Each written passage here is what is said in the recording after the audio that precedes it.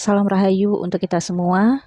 Hai teman-teman, apa kabar? Semoga semua teman-teman yang menonton dan menantikan video dari channel ini dalam keadaan sehat-sehat saja. Sebelum saya sampai pada pembahasan yang akan saya sampaikan pada video ini, saya ingin menyampaikan kepada teman-teman semua kalau channel khusus membaca kartu tarot astrologi yaitu New Crystal Tarot Reader kini berubah nama menjadi Crystal Tarot Indonesia. Sebelum saya membangun New Crystal Tarot Reader, channel pertama saya adalah Crystal Tarot Indonesia yang berujung di-ban oleh YouTube. Kemudian channel itu saya sembunyikan dan hanya khusus untuk personal reading.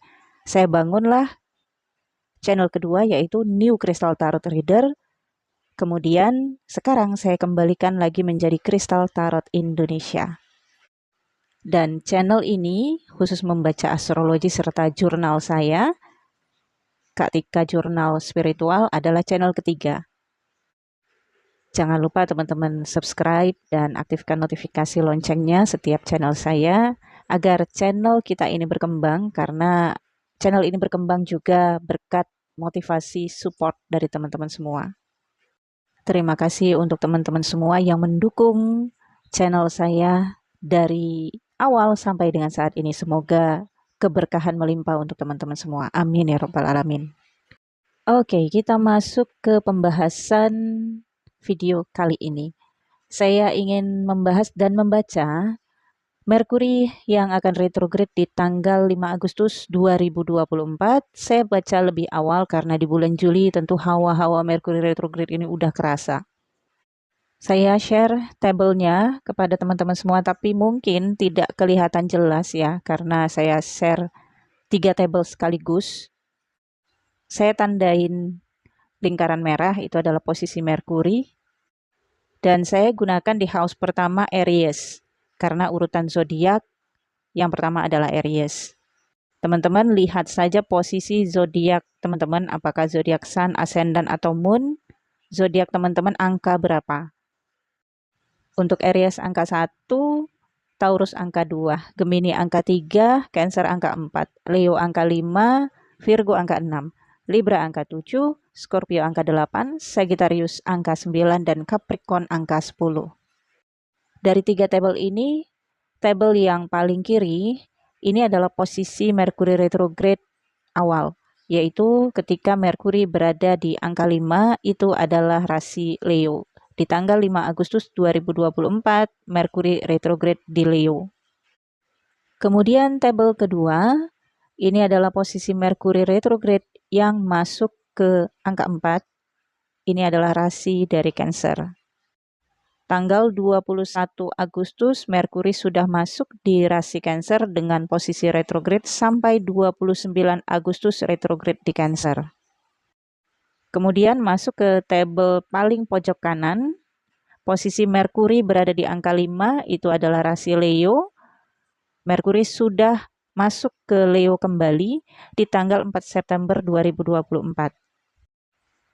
Hingga tanggal 23 September, Merkuri berada di Leo, dan di tanggal 23 September itu, Merkuri transit ke Virgo.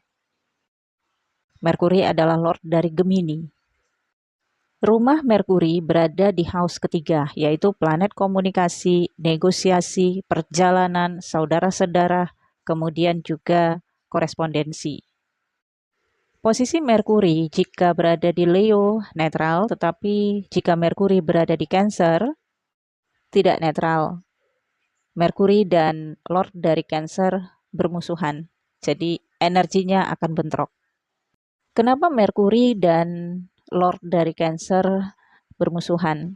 Dari sifat-sifatnya kita lihat ya. Merkuri adalah planet komunikatif, sementara Cancer yang didukung oleh Lordnya yaitu Moon adalah planet introvert.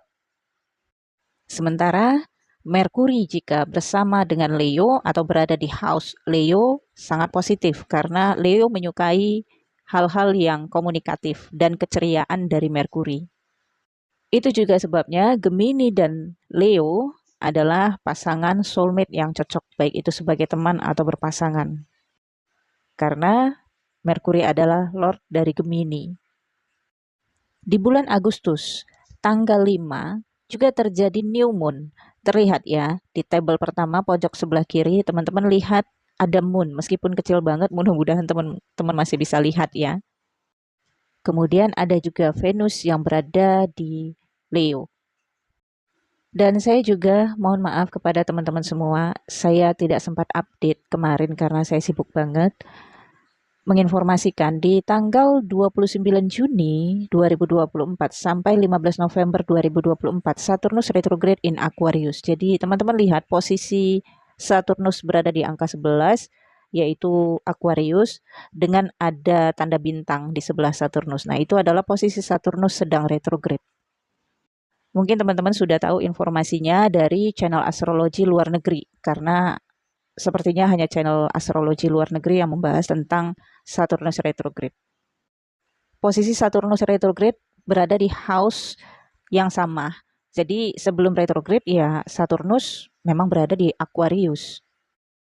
Jadi kita juga tidak begitu menyadari energi Saturnus retrograde in Aquarius ini. Karena sejak 2023 Saturnus sudah berada di Aquarius. Nah, hanya ketika Saturnus retrograde, energi Saturnus retrograde ini lebih kita rasakan seperti energi ketidakmampuan diri. Secara generalnya adalah Saturnus ini juga melambangkan kepemimpinan, pemerintahan, peraturan-peraturan, dan lingkup lebih kecilnya adalah diri kita sendiri. Saturnus adalah elemen bumi, sementara Aquarius adalah elemen udara. Kita mungkin akan merasakan ketidakmampuan dalam memimpin, dalam menerima, dalam memutuskan. Atau terkadang kita juga merasa tidak mampu menerima informasi ataupun hal-hal yang tidak terduga yang datang dalam kehidupan kita. Nah, situasinya akan berbeda-beda masing-masing zodiak, tetapi ada sebagian teman-teman yang mungkin akan merasakan adanya kesempatan ataupun peluang dadakan yang tidak terduga dan membutuhkan jawaban teman-teman seketika itu juga.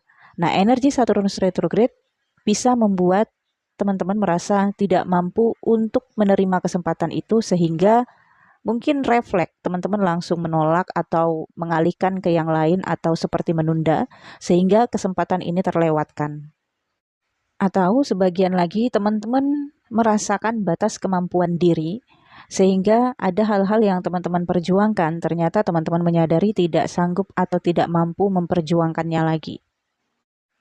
Di fase Saturnus retrograde ini untuk orang-orang yang bekerja di bidang konsultasi, jasa, entah itu makelar atau calo ya, atau bidang jasa yang resmi, akan memperoleh keuntungan karena ini adalah periode di mana banyaknya orang-orang yang merasa tidak mampu dan membutuhkan bantuan dari seseorang pemberi jasa.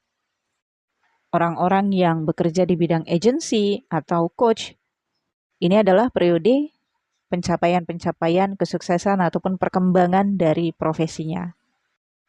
Secara general umum, Saturnus ini adalah energi pemimpin, pemerintah, sementara Uranus adalah energi dari elemen udara, yaitu teknologi, internet, aplikasi, dan hal-hal yang sifatnya inovasi, rahasia, kemudian faktor-faktor alam. Ada ketidakmampuan pemerintah dalam menangani faktor-faktor yang tidak terduga.